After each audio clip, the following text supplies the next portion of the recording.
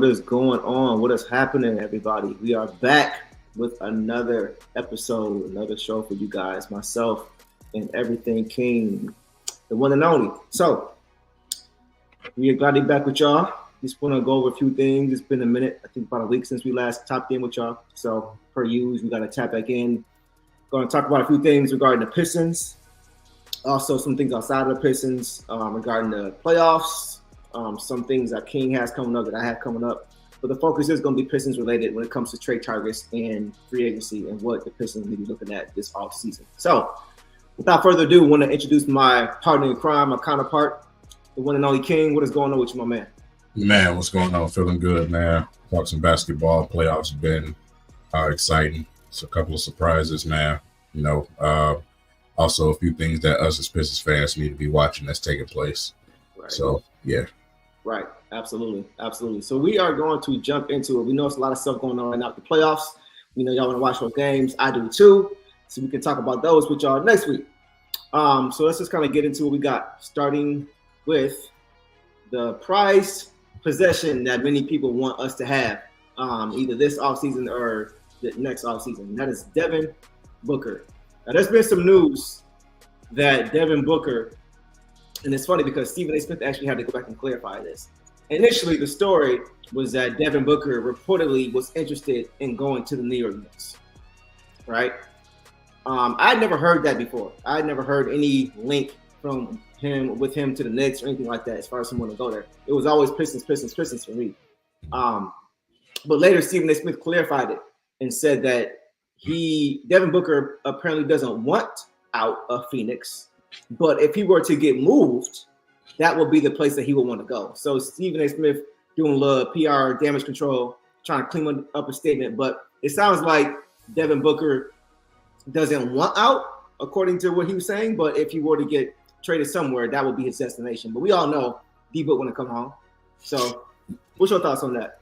You know, the thing with Stephen A., man, Stephen has been caught in the past making elephant lies out of his behind. You know what I'm saying? So, I remember when KD checked him. I remember when James Harden checked him. Like, listen, man, you ain't talked to nobody in my camp about nothing.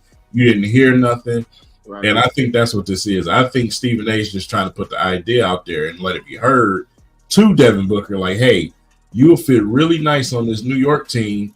You know what I'm saying? We already got a point guard over here doing this thing. So, right. I get it. I get it, but don't put false narratives out there.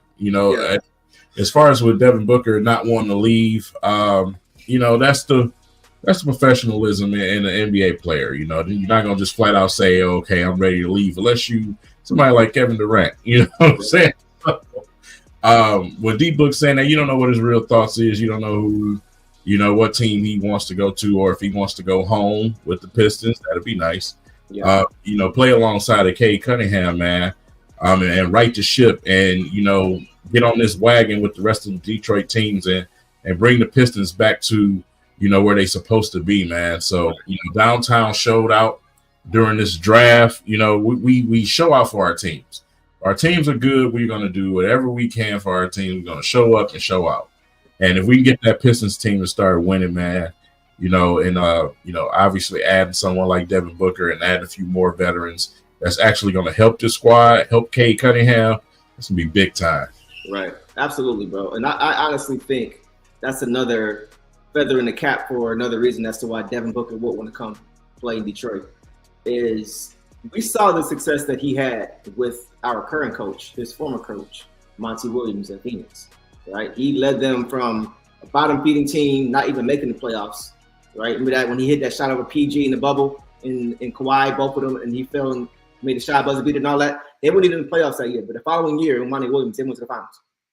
So he went from that to now playing with the coach with arguably more talent now, right, as far as star power, but they can't even get out of the first round. So I think it's pretty clear at this point that Frank Vogel is not the coach for this team the way it's currently constructed, right? It just doesn't work for Kevin Durant. Kevin Durant needs to be set up in certain spots on the floor. Once he gets to those spots, it's unguardable. But you still got to be able to get him there to those spots. And Frank Vogel is not really good at understanding how to do that. So my point being is that Frank Vogel, in my opinion, is not the coach for Phoenix Suns. And so from Devin Booker going for Monty Williams, somebody who was a great coach for him and the team, getting them to the finals, to going to a Frank Vogel who had just came from the finals with the Lakers and now coming here and not fitting, is another reason for me, for Devin Booker to look around and say, what am I still doing here? What are the reasons that I'm still here? You know what I'm saying? So we got to wait and see, but I think everything is kind of pointing to him possibly really wanting to strongly consider coming back home. You know, my thing with Frank Vogel, man, what I think of him as a coach, he's more of an Eastern Conference style coach. You know, he's not a Western Conference style coach. He's a coach that's going to implement defense and play the right way. It's something that we see over here in the Eastern Conference.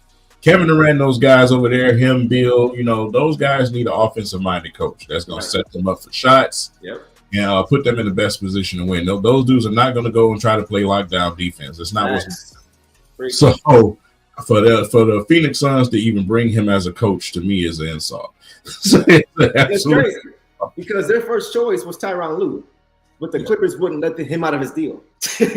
So this is the second time Frank Vogel has been the second fiddle coach to Tyronn Lue, because remember, Tyronn Lue, the Lakers wanted him before Frank Vogel was second fiddle. So once again, Frank Vogel was wanted because Tyronn Lue was not available to go to Phoenix.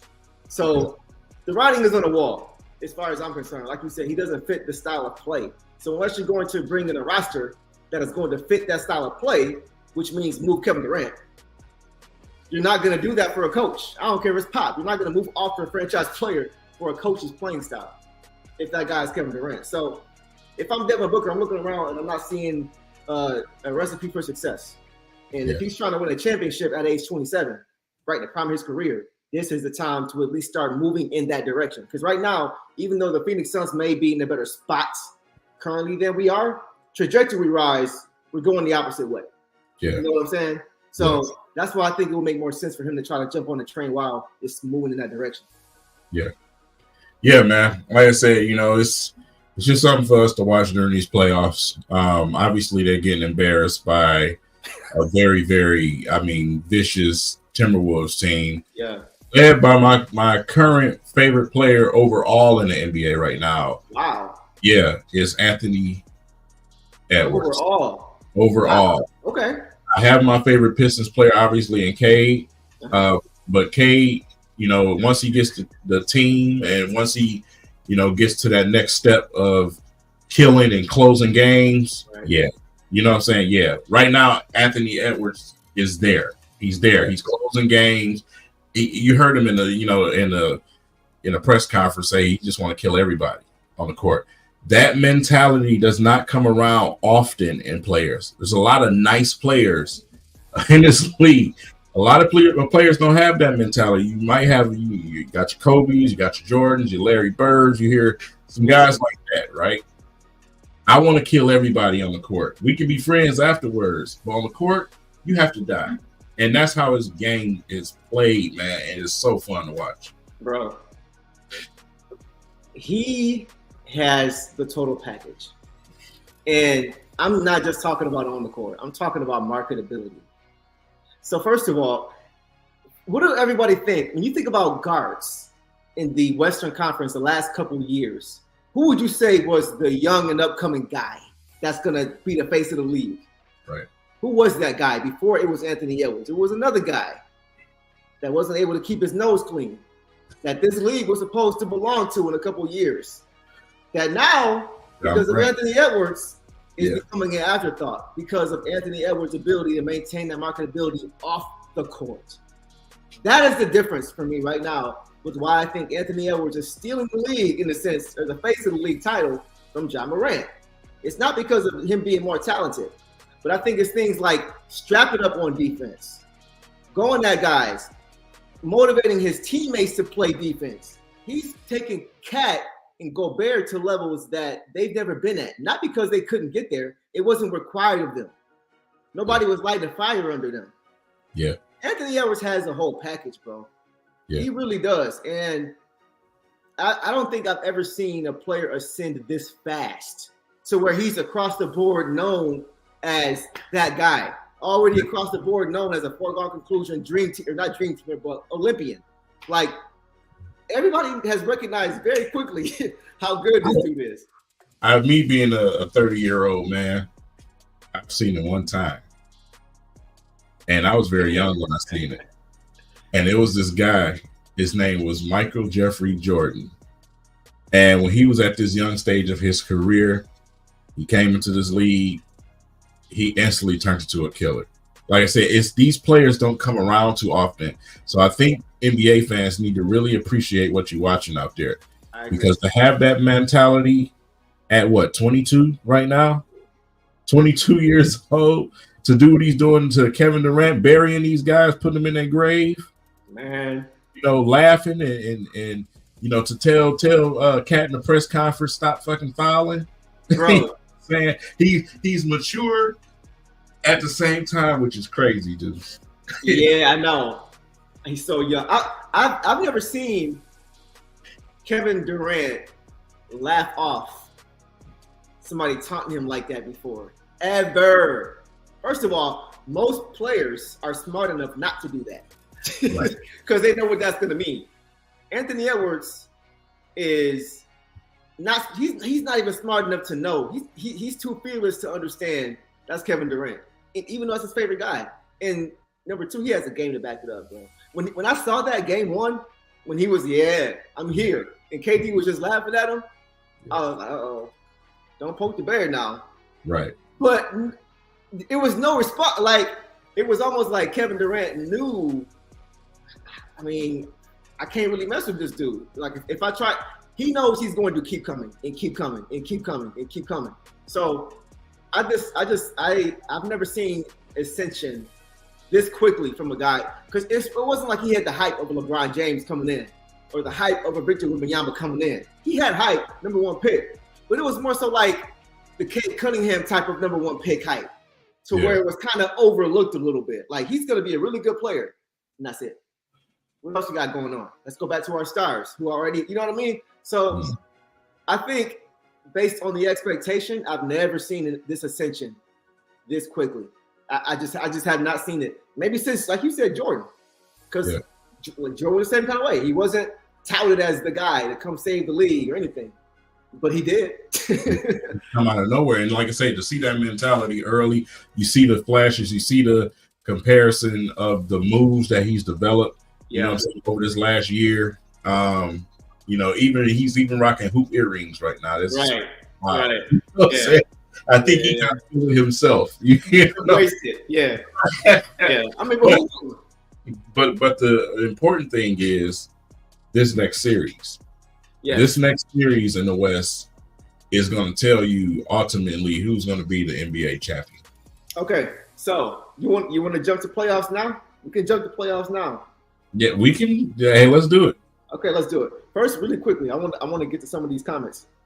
Somebody posed a question. First of all, Marvin, I agree with this. I agree with that. That would have made the most sense. Tough nose, hard nose, defensive team. Great point there for sure. But someone asked a question, and I kind of want to just ask this as an aside. Who do you think is going to get more championships between Luka Doncic and I already know what your answer is going to be, but don't just base it on the player. Base it on a situation too. You know what I'm saying? Look at his team. Yeah. You know what I'm saying? They got guys on that team that also play defense. Right. You also got bigs on that team that not only play defense but that can shoot the ball at a alarmingly high rate. You know what I'm saying? So Cat was in the 3-point contest, you know what I'm saying, and was doing this thing, right? So but you look at the way that roster is built. Yeah, I would say Anthony Edwards has the edge there, because with Luka and Kyrie's doing some amazing things right now, but Luka's not going to ever play defense. Let's just get that through our heads right now. He's never going to do that. He's so talented that I think is going to hinder him on the defensive end. He doesn't want to. He's just, man, let's just be honest. He's a lazy superstar. It's what he is. He doesn't want to play. Yeah. He doesn't want to get in the trenches. Right. Yeah, strap up. It's his talent. Share. Yeah. Yes, it's talent, man. So, like I said, I don't know if the Mavericks are going to build the correct roster that's going to take them to the next level. That's the thing with Luka. So, if you're going to have a player that's offensive minded, that's going to score the ball, hell, even look for teammates, fine. But that has to be the right roster in order for that to work. Right. Anthony Edwards is going to kill you on the offensive end and the defensive end. He's going to find teammates. He's going to inspire his teammates. There you go. To get the best out of his teammates. Yeah. So, like I said, when you see those traits, like I was talking about with a Kobe or Jordan-esque type of player, they're going to get the max out of their teammates. And if you're a player that can't handle it, you're going to be out the door. Right. You know what I'm saying? They always talk about what type of teammates Kobe and Michael Jordan were. They were like there for a reason. They wanted the best out of you, and they expect the best out of you. Right. If he's going to do all the jaw jacking and all the taunting and everything, listen, y'all got to be there to back him up. Mm-hmm. So he will let you know about it, and I love that about him as a young player. But Luka, it's a little bit different. You know what I'm saying? It's just all talent with Luka. I just feel like they need to build a correct roster around him for him to have a chance to get winning some championships, because Joker ain't going nowhere. So him and Murray, they ain't going nowhere. That team is success. That's kind of where I was going, because I honestly don't have an answer. To me, it's not like I think Luka's going to get 3 and Ant-Man's going to get 4. I'm looking at the West and I'm like, maybe they both get 1, if we're being honest, because like you mentioned, we have a dynasty in the making right now with the Nuggets. And I've been saying this since the bubble. They are coming. Yeah. They are coming, and here they are, full blown. But not only them, you got Victor Wembanyama, who already is like, look, man, I need a team to win. I'm not playing around. I want to be the best ever. I know what needs to happen early in my career to get to that level. What we doing? Yeah. Already. You know what I'm saying? So, and there's going to be guys who want to go play with him. You know that for a fact. They see what he's done. They see that he's made that jump to the NBA, transition smoothly, better than anybody thought. You know what I'm saying? Even his supporters. And they're like, yeah, I want to go play with that guy. I don't want to play him every year. So I'm telling you, I don't know how many these two guys are going to get, not because of their talent, but because of what the West looks like. It's going to be hard for anybody other than those two teams down the road to get to the finals and to get a championship. So I don't know, man. It's going to be tough. We're in a good time in the league right now where franchises and general managers are being put to the test. Yeah. We build teams now. It's not, the hop, skipping, and jumping and a bunch of the stars jumping on this team together and that team together. Yeah. We're back to get the young players, build the team, build the roster, and do it organically. Right. That's what we're seeing the product of right now. And that's a good sighting, man. It's a really good sighting because, like I said, it levels out the league. You look at the Western Conference, man. You look up and down the Western Conference, you're like, this team is number 1. This team is 3. This team is that. Right. So it's leveling out the league. It's settling the league, back where it needs to be. And you look at teams like the Timberwolves, OKC, some of these younger teams that's being built and they're growing together. That's organic, and that's what I want from the Pistons team. You know what I'm saying? I want us to grow organically and add the right pieces, the right veterans to go with these young guys to raise them. We talked about that last show. Not only just having veterans, but having the right ones. You got veteran shooters, but you also have veteran players who play the game and close the game, that know how to give the game. Mm-hmm. They're the type of players that the Pistons need. That boy's spitting. That's 100% correct. I agree wholeheartedly with that, bro. Yeah. Question. This is interesting. How much would, and then we'll get to the playoff stuff. I know that people want to get to that too. I think that would be, come on, man. Like, that's obvious. Look at Rudy Gobert. Yeah. That's my case. That's all I gotta say. Look at what he's done for him. Period. Yeah. Yeah. You got an all-star, period. Ready-made all-star, if you got that, along with other parts to go around, obviously, right? Because we said the same thing with Cade. He has Cade. So if you have other guys around him, then, you know what I'm saying? Yeah. So yeah, I'm still sick over this. If Cade didn't, if I wasn't a Piston fan and I saw Cade playing for the Pistons, I would say, man, Cade would be fired with Wemby in San Antonio. Yeah. The same way I was hoping he was gonna come here and play with us. That would have been amazing to have him here. When it comes to Cade, and I'm gonna keep it 100. Mm-hmm. When it comes to Cade, I don't even think it matters who we play with. I think it make anybody better.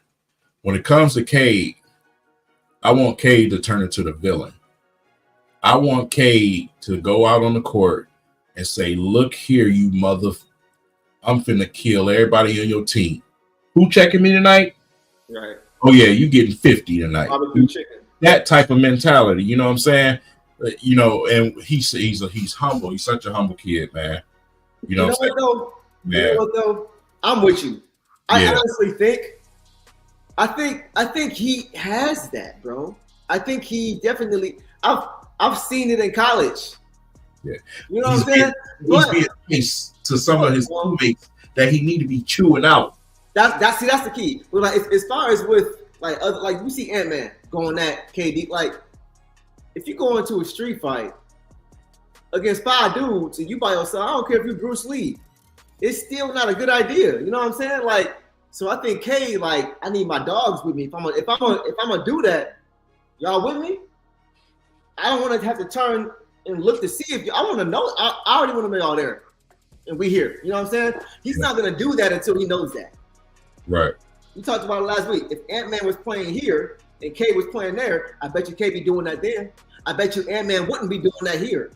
Right. You know what I'm saying? So it's situation. He's just not going to do it not knowing and making himself look silly because he doesn't have the team and the dogs around him that he needs to go and back it up. You know what I'm saying? That's kind of why I think he hasn't done that yet. And I can't wait. It's going to happen, bro. I'm telling you. We're going to see that.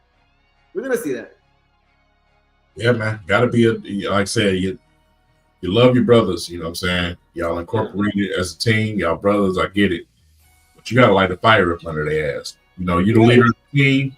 You got to be vocal at times when you need to be vocal. I agree. You got to say, hey, listen, man, I'm giving everything I got. It's too many games that I've seen where Cade gave everything he had, and guys didn't match that energy. Right.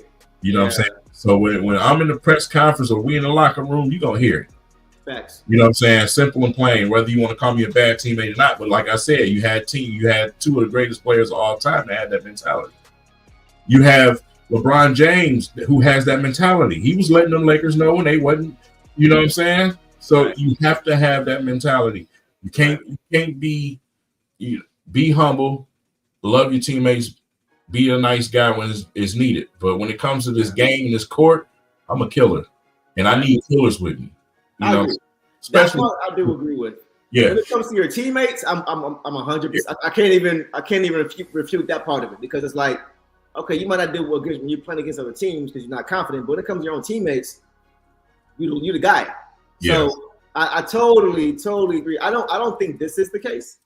I don't think he doesn't have the full leadership. Because think about, you mentioned LeBron, right? Mm-hmm. LeBron was not always that guy that we see now. Right. As far as on many accounts, when it comes to having the clutch gene that many thought he didn't have, they thought the lights were too bright. We saw Dallas and all that. He developed it. As far as his teammates, I know early in his career, from a very early point in his career, he didn't like it when people were upset with him or when people were mad at him. He wanted everybody to like him. Yeah. But he saw what happened as a result. They liked him. His teammates loved him. But guess what? He didn't love his teammates because they weren't winning.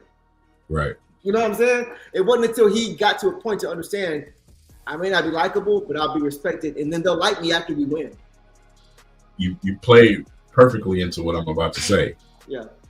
Because if his teammates don't come and meet those standards that we were just talking about, if they don't develop some type of dog and camaraderie together and say, hey, listen, we hold each other accountable, it's going to be the same situation where you're seeing a LeBron James walk away. Right. We're going to lose Cade.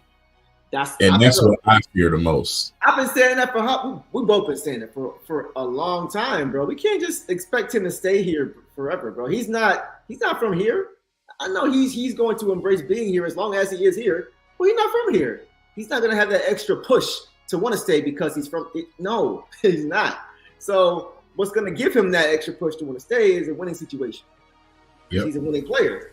So we have to do our part, man. So I'm with this. Right? Yeah. I'm with that. I'm with that. You ain't gotta embarrass your teammates, but you. And this is what I have been thinking about the last few weeks. I haven't said anything about it because I was like, is this okay? So one guy comes to mind for me when it comes to that, simply that, as far as chewing guys out, as far as lighting that fire, as far as teaching guys how to lead. We talked about the free agent class this year and how terrible it is. Yeah. I'm not sure if he actually, I didn't check. Forgive me for not checking. But this name has been thrown around quite a bit. But now I'm thinking about it now that we have to spend the cap every year now. So even if it's just for 1 year, right? We talked about Tobias Harris, etc. Draymond Green. If you can get Draymond Green to come here, not to be a star, right? Nothing like that. Not to be too much of a disruption, but to teach these guys how to win, teach these guys how to lead, teach these guys a work ethic, a winning mentality. That's it. That's literally it. A top-notch, high-end locker room guy on steroids as far as talent. And most of all, bring that dog out of you. The full dog, the whole dog. You know, we so quick to call somebody a dog because they got some game. Right. But when we get to talk about that real dog, right, those are the Anthony Edwards and, you know, those type of players. You know what I'm saying? The kill players, the Mambas, the Black Jesuses. That's what we're talking about. You know what I'm saying? So, and that's it.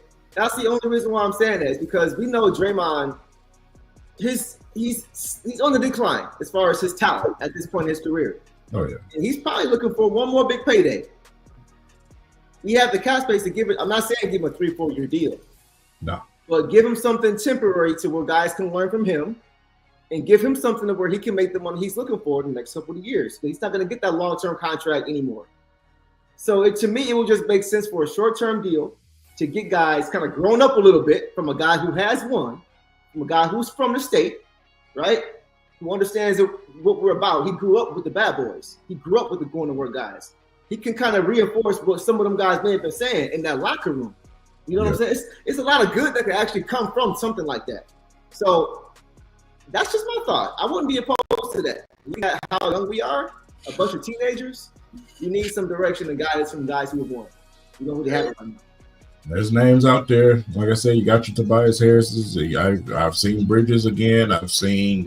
There's veterans out there, you know what I'm saying, that, you know, can come in here and help these young guys, you know, get to that level where they need to be at, man. Because, like I said, we need the dog, man. We need the dog mentality. You know, we can't just be acceptable to what we've been seeing.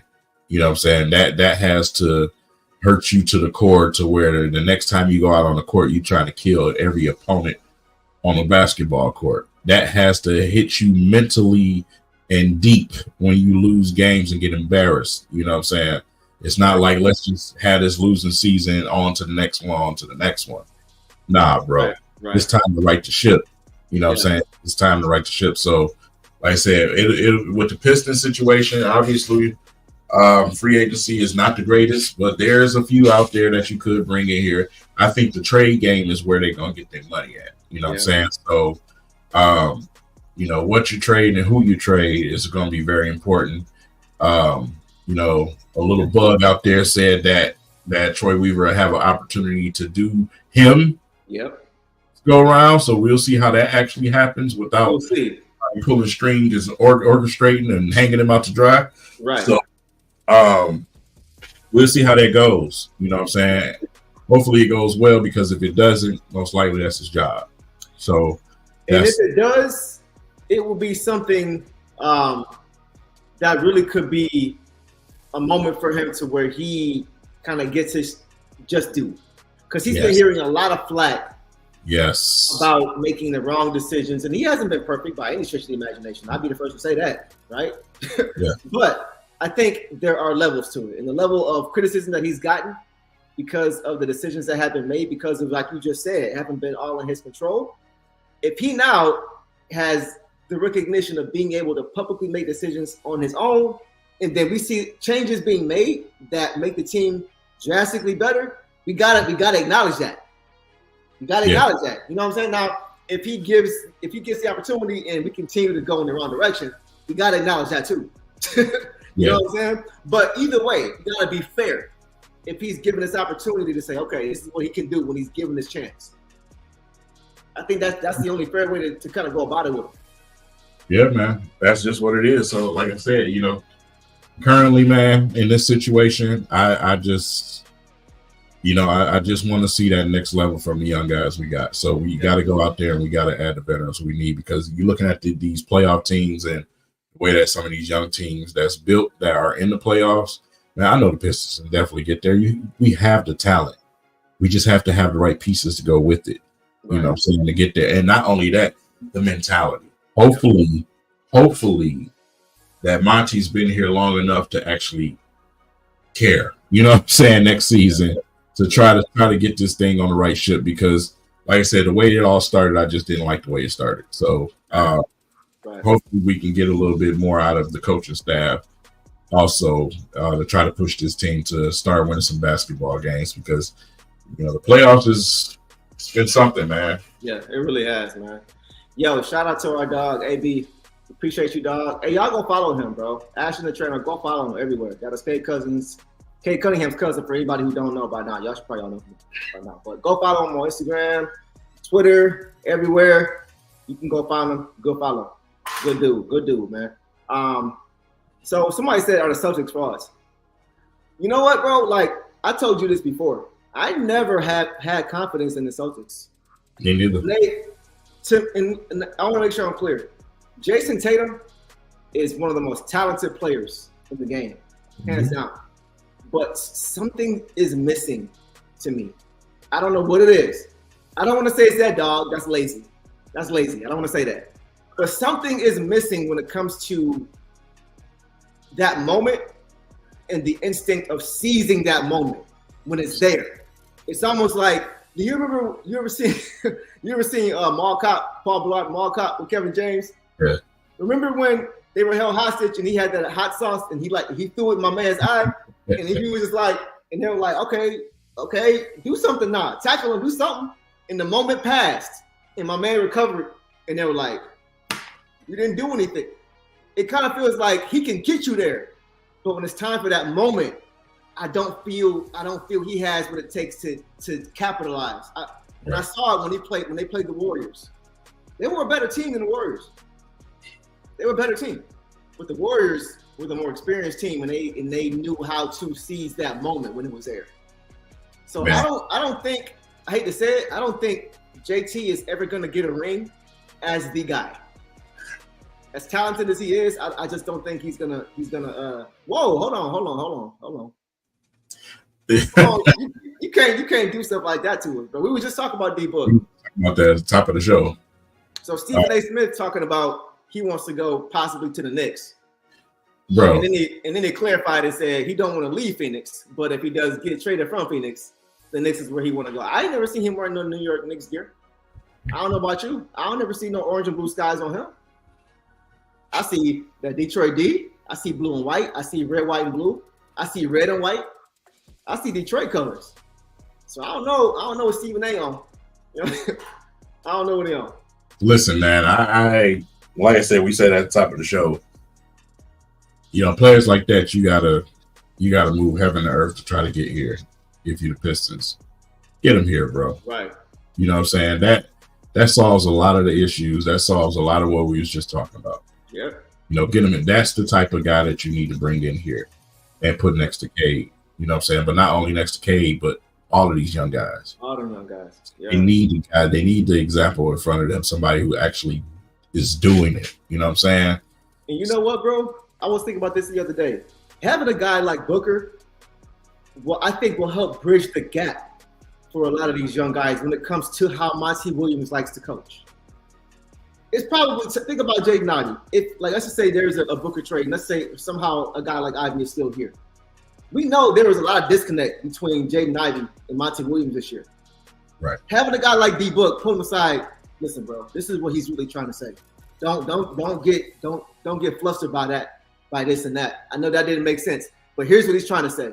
This is his point. I went through the same thing when I was in my first season with him. But my vet told me this. You see what I'm saying? Like having a guy like Booker who played for him and was able to have success playing for him to bridge that gap for these young guys who maybe are still trying to find their way when it comes to Monty will go a long way, bro. Long way. Long way, man. And, like I said, man, we just sat up here. We just talked about the T-Wolves, but, yeah, man, it's just that we're that move away. You know what I'm saying? That move, that those one or two guys that can just change this whole thing. You know what I'm saying? Yeah. And I think that's where we have to move heaven and earth to do that. We just have money just sitting. It's time to use it, bro. It's time, bro. We've been sitting over. It's time to use that money. You know what I'm saying? So, as far as the playoffs go, yeah, let's go to our bracket.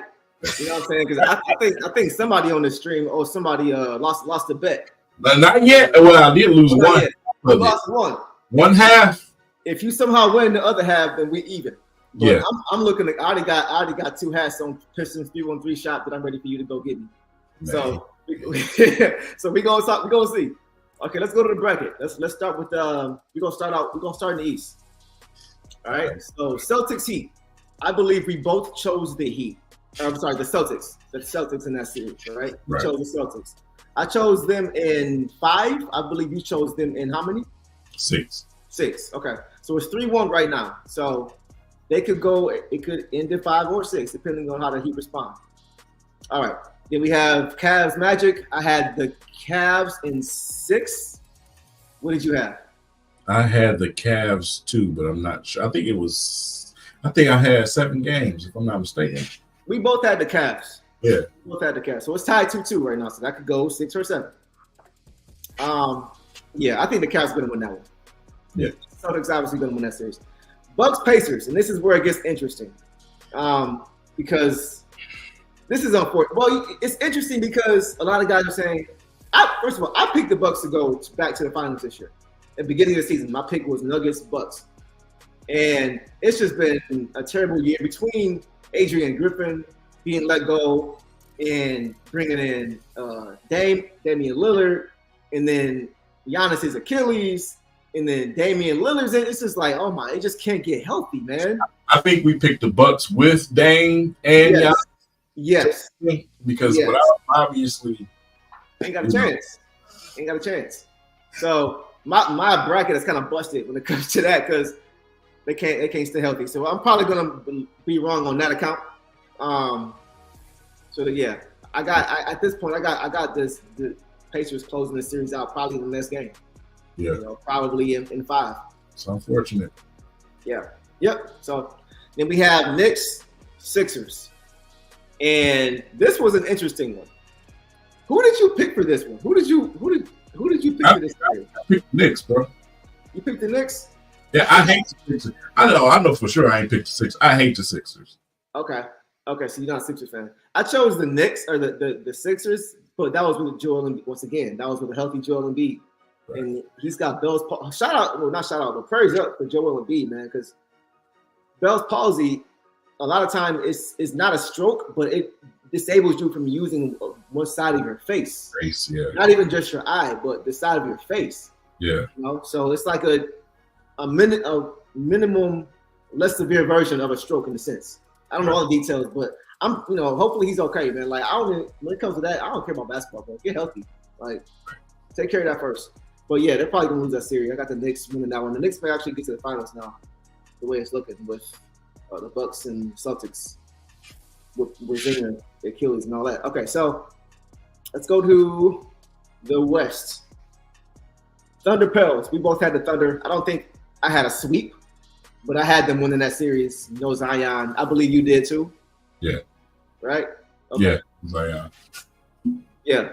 Okay. That's look strong, man. They look strong. Ingram too, so I need them to lose. Yeah. We can talk about him too, because Ingram is a guy that a lot of people, Pistons fans, have on their radar right now.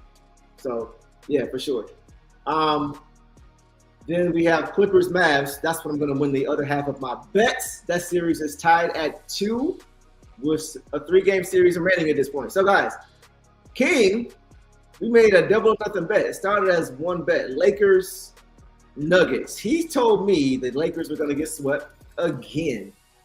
And they almost did. But LeBron wasn't going out like that for a second year in a row. They got one game. It was LeBron. But look, they should have, bro. Every game was they should have won a couple of those games. Up 20, up 15. Hey, good teams play with their food, man. You're right. No, you're right. You're right. So yeah. So next team. I got the Mavs winning this in 7. By the way, on the road. I got the Clippers in 7. All right. And what do you have? How many games? I had the Clippers in 7. In 7? Okay. Yep. On the home court. Okay. All right. Now, let's get this straight. I mentioned on that stream, I said I both of these teams I don't like. I don't like neither one of these teams. Right. Yeah. But Clippers in 7. Clippers in 7. Okay. I got you. Timberwolves, Suns, and we both picked the T-Wolves. I believe we both picked the T-Wolves here. I don't think either of us expected it to be like this in this fashion. Yeah. Just straight domination. You got Bradley Beal looking lost, trying to guard Anthony Edwards. Hey man, Mike ain't ready to beat the Celtics yet. You know what I'm saying? This series that we about to watch, I don't think Mike is ready to beat the Celtics. Right now, the Denver Nuggets are the Celtics right now. You know what I'm saying? They're that team that's built from end to end that you got to go up against and deal with. Yeah. And right now, Mike is the young pup. He flashing, he killing people, but I don't think he's ready to beat the Celtics yet. Yeah, I think he's a year ahead of schedule. Yeah. That's what I've been saying all year. Last year, when they played Denver, they gave Denver a problem. Last year, but they were young. It was 5-game series, but it was a good series. And I felt this year, they were a year ahead of schedule to get further than last year, but they were a year ahead of schedule going against the Nuggets. So I feel whoever wins this series is probably going to win the chip.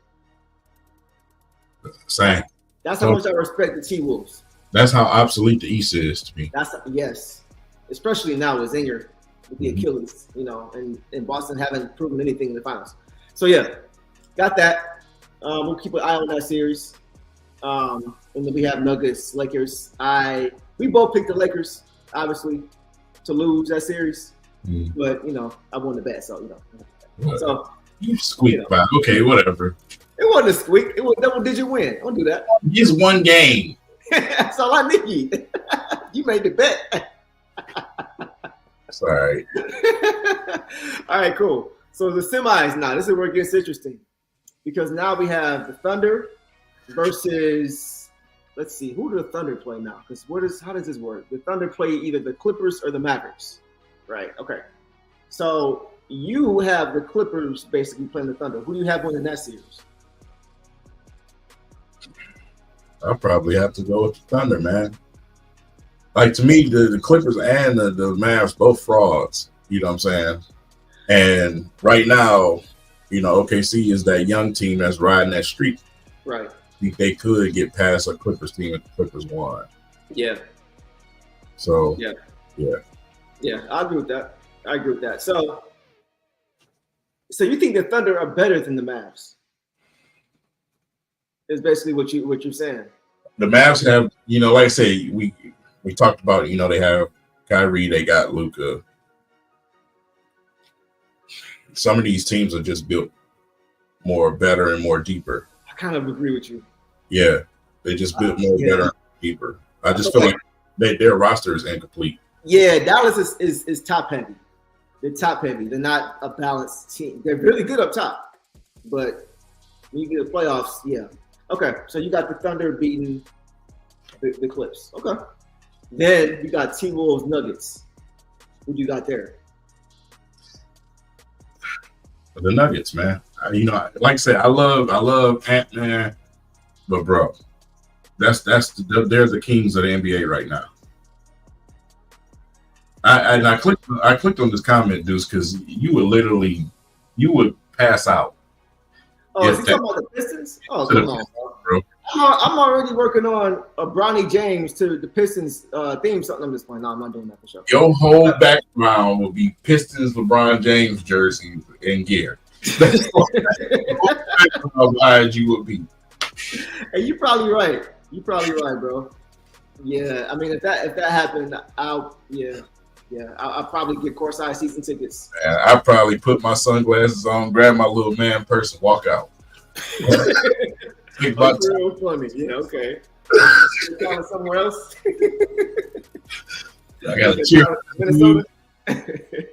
No, I don't hate him that much, man. But I mean, you know what? All the things we talked about Draymond Green doing, he would do times 10. Right. As far as bringing that mentality, it's a winning mentality. Take a lot of pressure off. These guys can learn how to win. You know, I mean, I would love it. Our team would be better. We'd probably a playoff team the following season. Right. You know, that's interesting, Corday. Okay, so why? I'm curious. Why the Wolves over Denver, Corday? Let me know what you're thinking. As far as I'm not mad at it. I want to hear a different perspective because this could be a pick'em series. I'm giving Denver the edge because they're obviously they're the champion. You got to throw in the champ, right? And they got the three-time MVP, generational guy. So I'm gonna go with Denver. They have the camaraderie. They play together. They won together, right? They've lost together and won together. So I'm gonna give it to Denver. Now next season, different story. Season, different story. But this season, I think Denver is they're in their moment right now. I think it's their time right now. I'm glad you made this comment, MB. Listen, that is talented.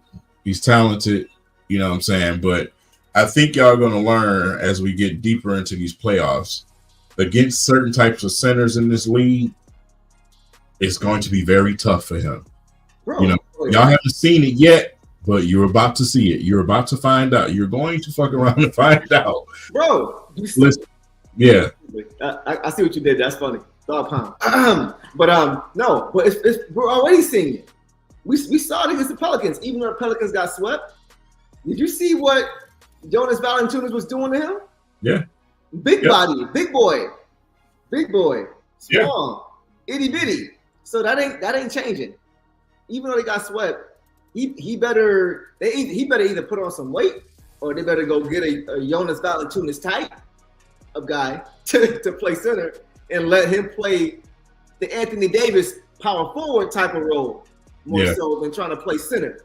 Right. You see what Joker did to Anthony Davis. What you think you're gonna do to Chet, bro? The same thing that Jonas did to Chet.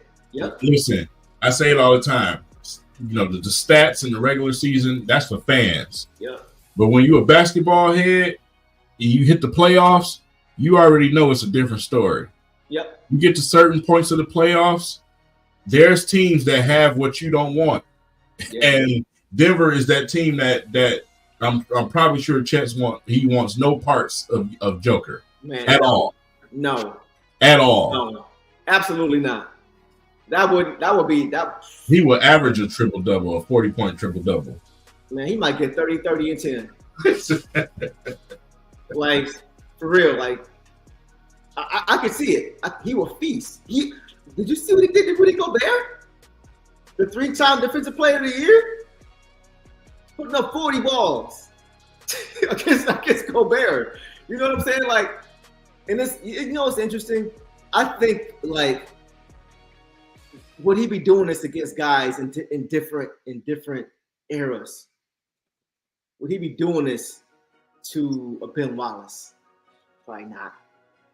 But he will be giving guys work because he's so big and he just leans on you. It ain't even just that.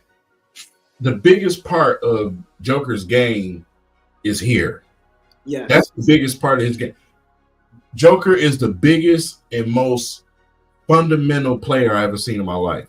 He literally is just out there playing fundamental basketball. He's not a freak athletically.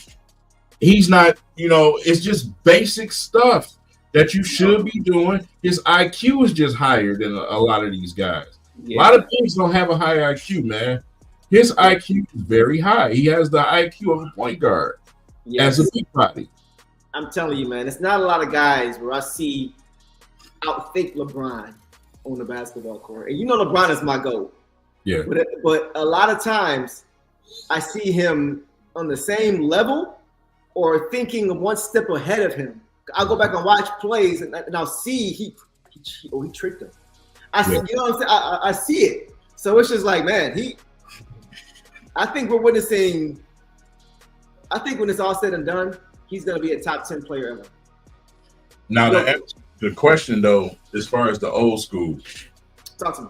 A lot of the old school bigs back then also had some good IQ. You look at, players like Tim Duncan and them, you know what I'm saying? They had high IQ also. Right.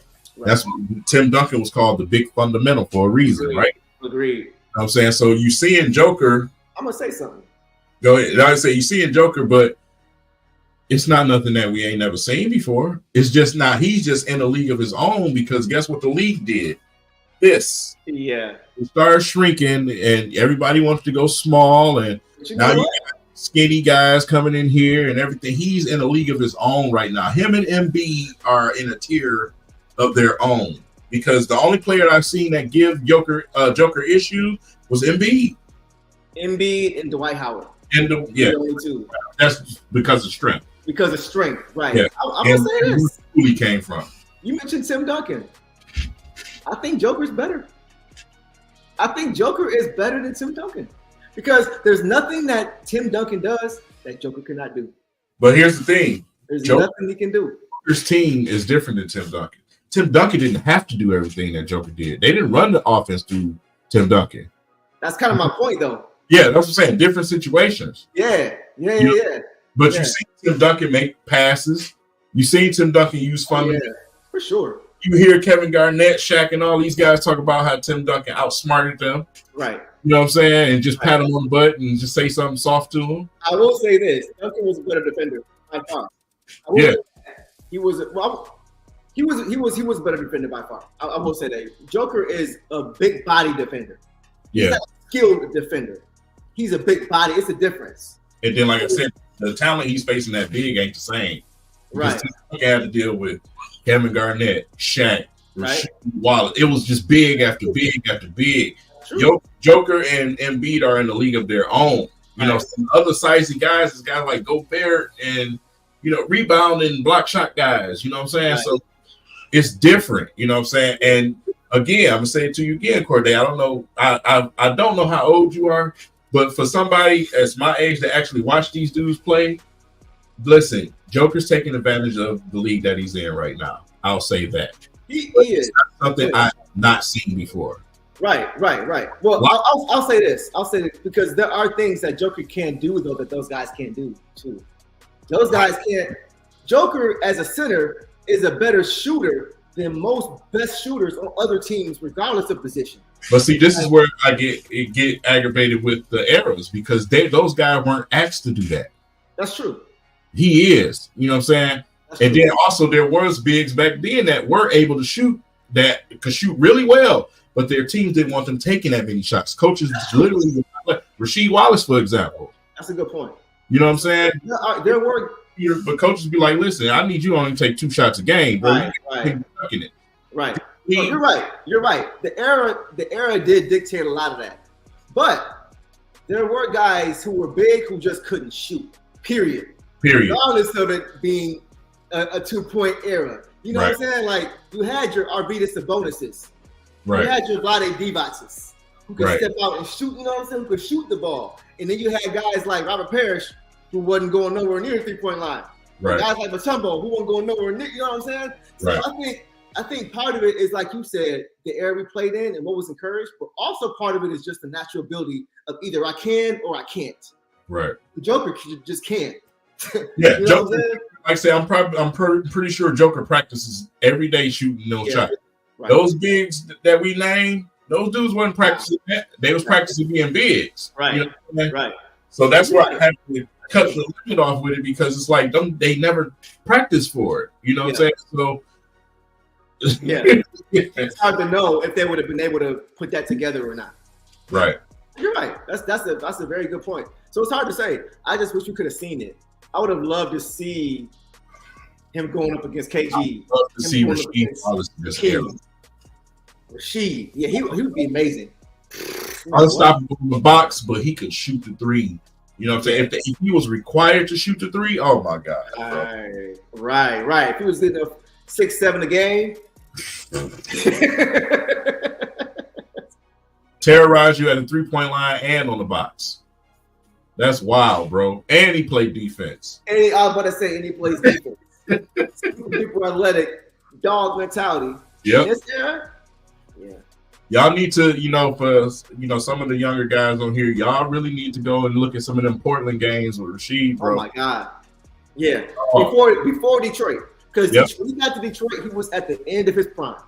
Yeah. He was a little heavier, right? He wasn't back. He was a little heavier. Yep. He wasn't quite as athletic. He was a little smarter, but Portland, he was every bit of Kevin Garnett. He was for a reason. Yes. And I think when it comes to Sheed, for the younger crowd, the only thing they think about is the technical fouls and all that. Right. Everything else. Nah, bro. She had game. Yeah. Yeah. Question. And then we'll move on. Jamal Murray may never make an All-Star game. Clutch.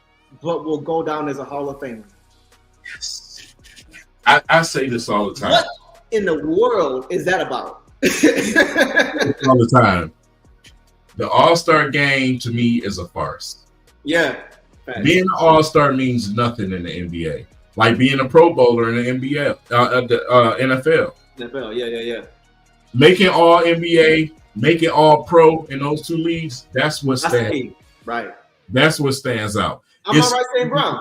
And affairs. I'm on right saying Brown. Yeah. Didn't make the Pro Bowl, was an All Pro. Yep. Make it make sense. It's less spots. It's all fan made crap, bro. It's for the fans. Yeah. Bro, I'm so watching that Lakers series for me with the Nuggets is so hard because those are my two favorite teams out west. You know what I'm saying? So seeing them in the first round, it's like, come on, man, it's too early for y'all to be going at it. So it was hard for me to watch. But watching Jamal Murray get busy, bro, picking up right where he left off from the bubble. I was talking about this last year, how I feel Cade can have that same type of trajectory as far as getting injured, being forgotten about, and then coming back and then taking off. I still feel that way. And Jamal Murray is showing even more so that can be what happens for Cade Cunningham. This boy, I call him baby Kyrie. They play similar games. If you watch how they play, from a technical standpoint, the jumper looks identical. The ball handling is very similar. They got the ball on the string. They're both great at pick and roll. Midi game is crazy. Both can shoot the lights out. They are very similar players, man. And so it's so crazy that he just keeps getting overlooked, bro. He has 2 game winners against LeBron in the same series. Man. When does that happen before? The boy and he's doing it with ease, bro. He's doing it with ease. He's not fazed by anything. Dunking on Bron, it's players like flex, right.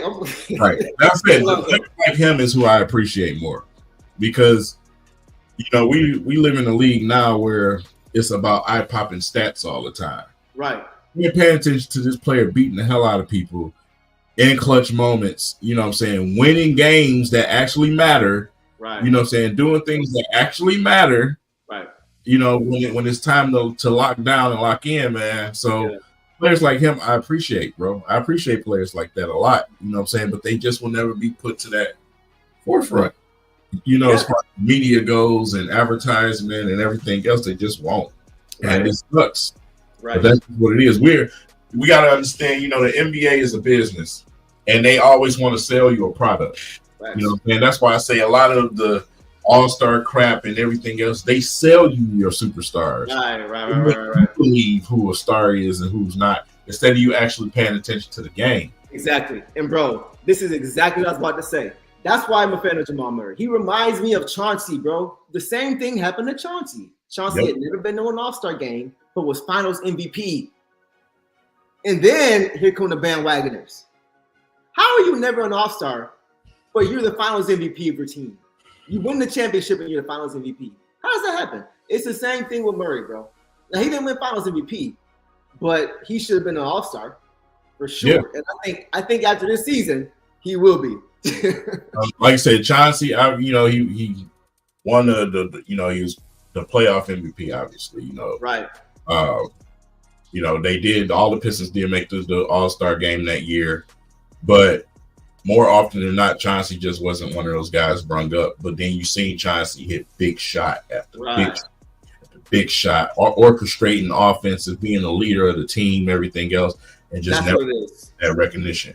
I think that's what it is, though, bro. Yeah. Their games aren't sexy. You know what I'm saying? They're not ridiculously crazy athletes. They both play within a system and execute it flawlessly. Everything they win. Is marketable. Are you marketable? Are you marketable? Right. Just business. Right. 100%. Let's talk about real quick about the Sixers and Knicks. I've been hearing everybody been talking about Sixers, Knicks. I'm gonna tell you something, bro. Fair me. I'm gonna tell you something, man.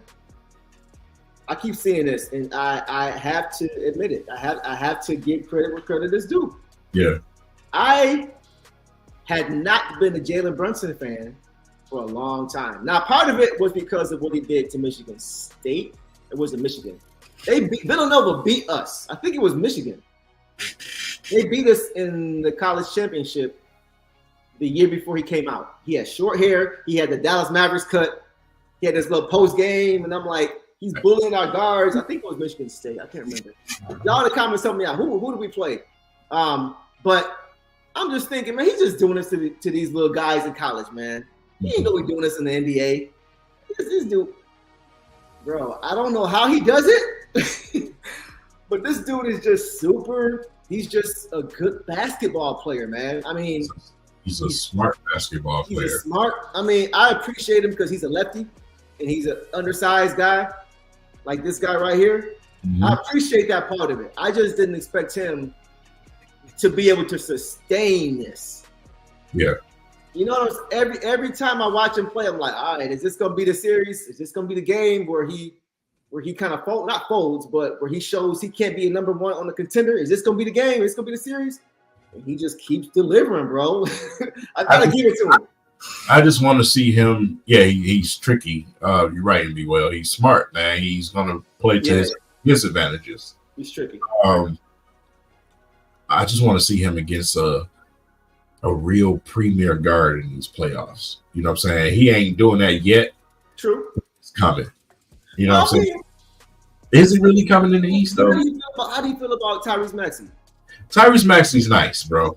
I'm not on to Tyrese Maxey, you know, is the next greatest thing. No. He's good. Yeah, he's good. You know what I'm saying? So I'm talking about the elite level guards. Right. You know, and that's what I want to see Brunson go up against. You know, some of them guys that's going to use his size to their advantage. Okay. Right.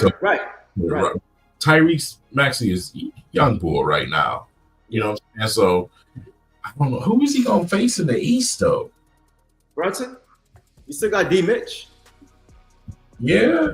You got Hallie. Nah, not Hallie. Hallie's taking advantage right now. Because it was dragging Hallie on the net before, you know, the injuries occurred.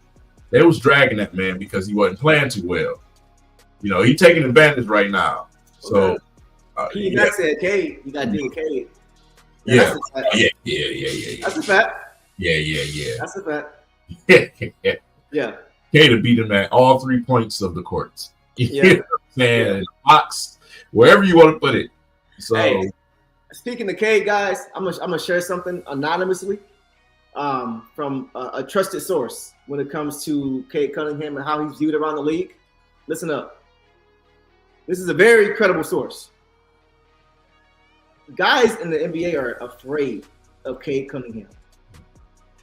This is what I'm being told. They are afraid of Cade Cunningham. They are not as afraid because, as you mentioned earlier, he doesn't have the team. But when he gets it, guys are going to be afraid. That's what I have been told, right? I wanted to say that because I thought about it last week. I didn't mention it, but you don't have to question the source. That's all I'm gonna say. But the guys in the NBA are afraid of Cade Cunningham. They know how good he is. Everybody. I just wanted to throw y'all some encouragement because I know it doesn't look like it right now. Yeah. But everybody, if half of one of the lobes in their brain works, you know what I'm saying, in a basketball sense, common sense, just watching Cade should tell you, I think we need to get ready for this guy. Yeah. And because once he do get the team, everybody watching knows he doesn't have the team, right? Right. And so they talk it all the time, especially media. Be like, who was all of those guys over there with him? You know what I'm saying? There's a bunch of bums over there. They say that all the time, right? Even though we don't have a bunch of bums, we just got a bunch of young players. Our team isn't ready yet. We don't have the veterans. We're missing pieces. Right. But when he gets that, yep. Because you're not going to stop him. Right.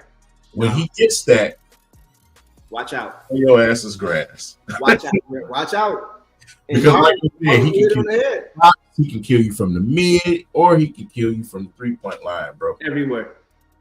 I mean, I think you could be right about this because these two together would have been absolutely insane. So I just wanted to throw that out there to y'all. Very, very trusted source. Don't think twice about what I'm saying.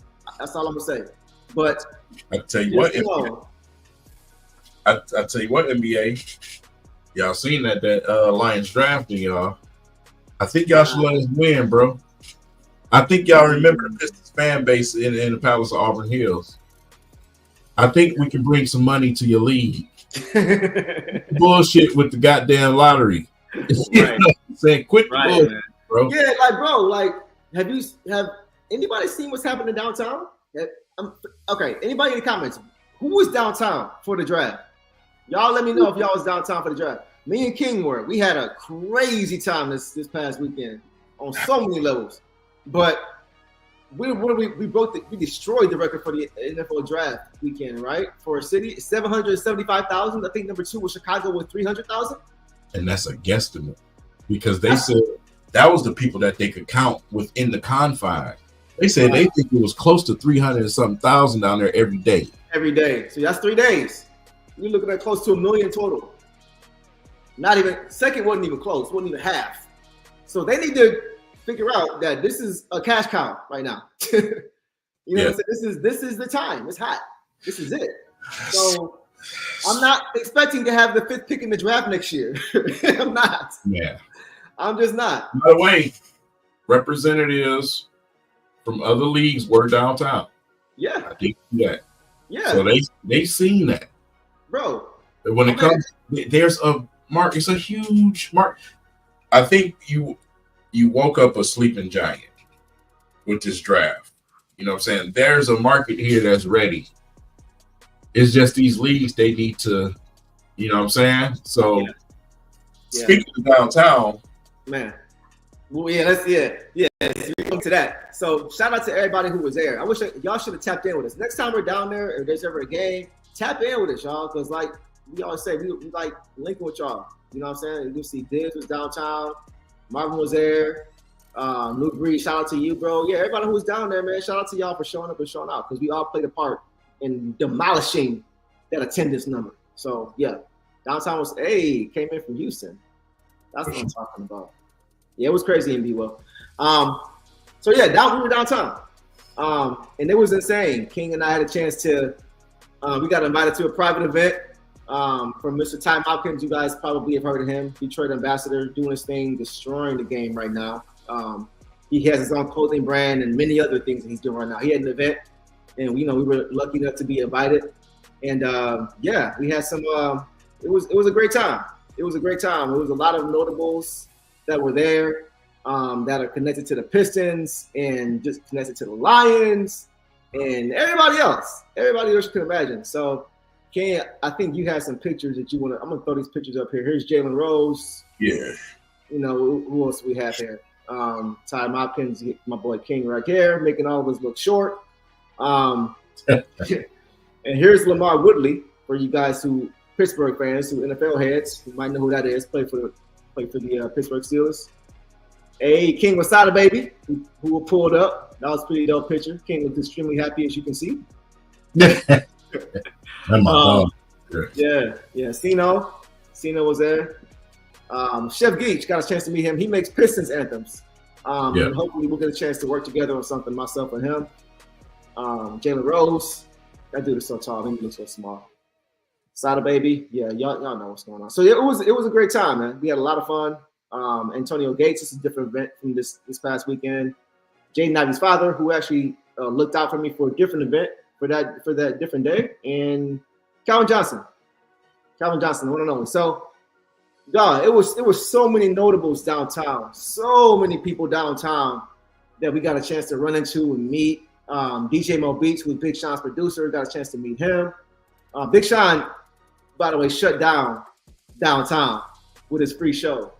Yeah, King always get mad. Listen. If you ain't noticed in these pictures, like for instance with Tom Hopkins, see Tom Hopkins' face. That's you, huh? Tom Hopkins' face. You see Tom Hopkins' face. If you're an old schooler from the city, you know what I'm saying? We don't smile in pictures. We Detroit mug in the picture. Old school for a lot of y'all young cats. It's called Detroit mugging. We ain't in there showing all our teeth and shit. We Detroit mug. You know, Tom Hopkins is consistent when he is. He got it even deeper than I do. He had the same face in every picture, bro. Every picture, bro. Every picture. Yeah. Yeah, I don't. Yeah, that's what he notorious for that. And see, he light skinned too, so you know what I'm saying. Yeah, it's just a dark skin thing. You know, so you always trying to call me out. But no, we had a great time. So everybody who showed up, shout out to y'all. Yeah, man. Yeah, that was pretty much all I wanted to get to. Anything else you wanted to tap into before we kind of call it? Anything else in the comments y'all want to holler at? Y'all want to talk about before we call it? Let me check on these scores. I know there's probably some games on right now. Yeah, most definitely. It's on and starting. Yeah, let's check and see what's going on real quick. Let's see what the landscape is looking like.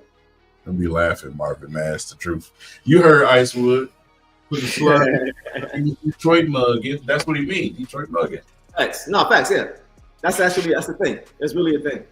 The Knicks are up right now on Philly. Fourth quarter, 6 minutes left, 80-77. So they're probably going to close them out. Yeah. And Orlando, Cleveland's up 48-47 on Orlando. Halftime. That's a good series. That's probably going 7. Yeah. Good series, man. Bro. Okay, so what is your matchup of the next any next series coming up? What individual matchup are you looking at? I'll tell you mine. Mine's is,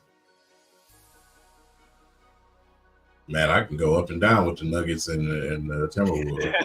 Murray Ant is, Joker against them bigs he about to go up against. Yeah. I'm saying I like a lot of those matches, man. That's going to be a good series.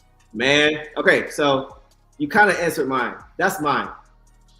But I don't think it's going to be Ant-Man on Jamal Murray. I think it's going to be Jaden McDaniels. That's, to me, is going to be the matchup because and then KCP on Ant-Man. He can't guard that man. He's not strong enough. He's tall enough, but he's not strong enough. He's not quick enough laterally either. He's a little older. Plethora too, because Ant-Man been using the 15-footer. He trying to bring that midi. Yep. Midi game. So I think that's my matchup. I want to see because McDaniels is one of the best defenders in the NBA already, and he's long.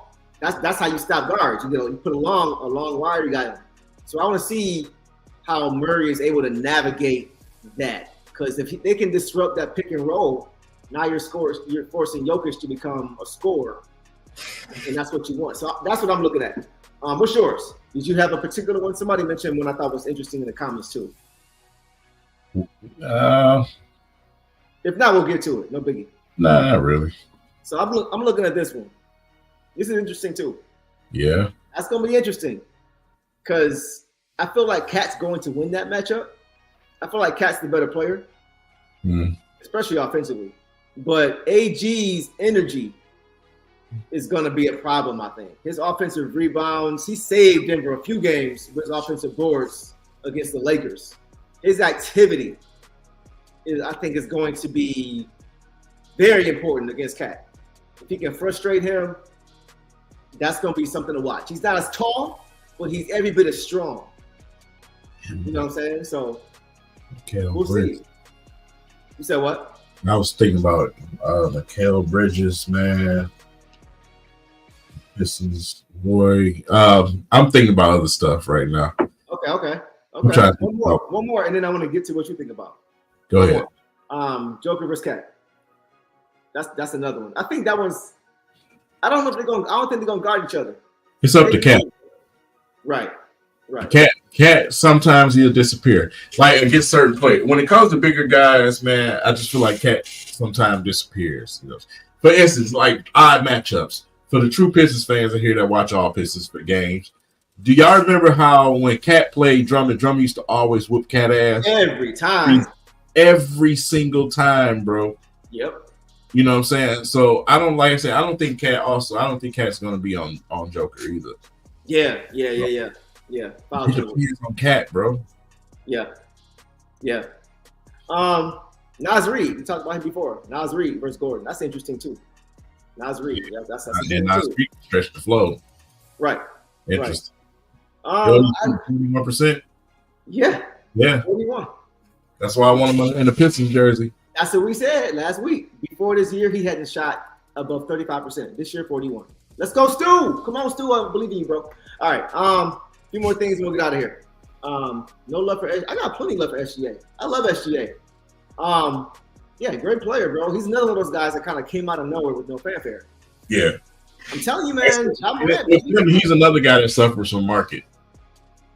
You know what I'm saying? He's not advertised like he should be. Right. You have to really be a basketball watcher. You know what I'm saying? Because if you're outside of OKC, bro, you're not really, keeping up with him like that. Yeah. So I think that's a big part of it. I think part of it too is that his game is not. Once again, it's not sexy. He's not a jump out of the gym athlete.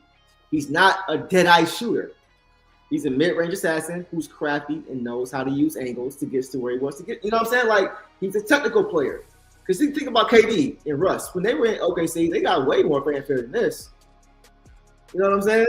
So I think part of it is just his game isn't sexy. But does that change the fact that he's one of the best players in the league, top 5 players in the league, easily? Maybe even top 3? No.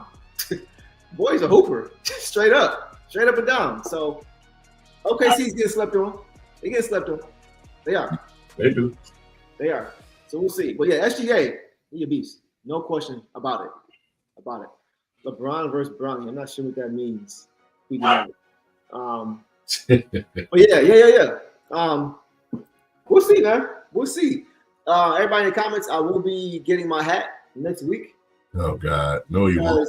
I'm getting 2 hats. I'm gonna get the Bad Boys hat, and I'm probably gonna get an old school throwback electro boat. The boat. It'll be a tie. You said what? It'll be a tie. It'll be a tie. So okay. It'll be a tie. Man, the Mavericks ain't about to beat nobody. You crazy? They going home. All right. You already lost one. If you want, we can cut it here and cut your loss at 1 if you want. And we Nah, we're gonna see. It's a good series. It's a good series. So we will check back in with y'all next week to see how this played out this week. Anything else you wanted to throw in here, King, before we get out of here, bro? No, that's it, man. We touched on everything that's touchable, pretty much. Yeah. Pause. So.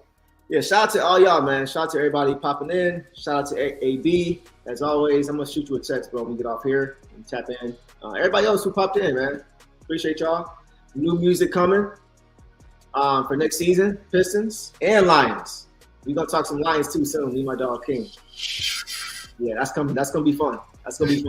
And for the Lions fans that's in here watching, get yourself ready because I'm almost done with the Terrion Arnold and the Rick Straw videos, both of them together in this review. So get ready.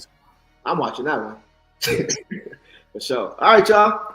Appreciate y'all. We will tap in with y'all a week from today or somewhere around there. All right. I'll let y'all in the next one. Share with everybody.